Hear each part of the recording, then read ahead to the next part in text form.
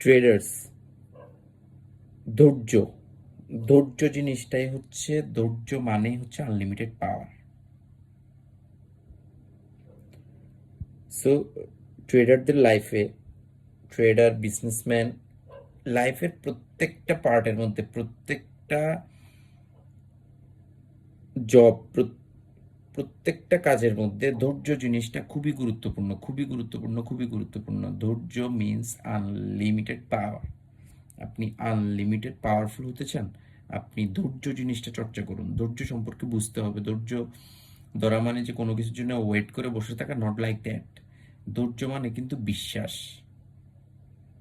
আপনার যখন বিশ্বাসটা থাকবে তখনই আপনি ধৈর্যটা ধরতে পারবেন। জাস্ট লাইক দ্যাট, সাপোজ ধরেন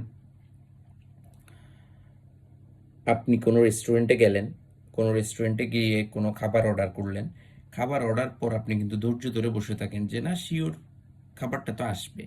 আপনি কিন্তু মানে এটা আপনার বিলিফ, আপনার একদম সম্পূর্ণ বিশ্বাস থাকে। জাস্ট লাইক দ্যাট ট্রেডারদের জন্য, যেমন আপনি আপনার ট্রেডিং সিস্টেম, আপনার ট্রেডিং প্ল্যান যদি আপনি ফলো করেন, next 20 trades or next 30 trades or next 10 trades, যার যেরকম ফ্রিকোয়েন্সি, প্রফিটেবল আপনি হবেনই। সো মাঝখানে যদি দুই একটা ট্রেড লস হয়, 4-5টা ট্রেড লস হয়, তখন ইমোশনালি আপনি আর ব্রেক ডাউন হবেন না। ইমোশনালি ব্রেকডাউন হবেন না, আপনি ধৈর্য ধরতে পারবেন তখনই যখন আপনি নিজের প্রতি বিশ্বাসটা রাখতে পারবেন। সো ধৈর্য,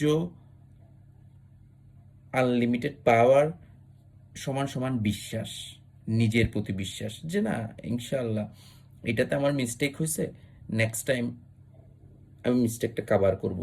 এটাতে আমি 100% কারেক্ট ছিলাম, তারপরে আমার লস হয়েছে, ডাজন্ট ম্যাটার, আমি নেক্সট টাইমও আমার সিস্টেমটা ফলো করব।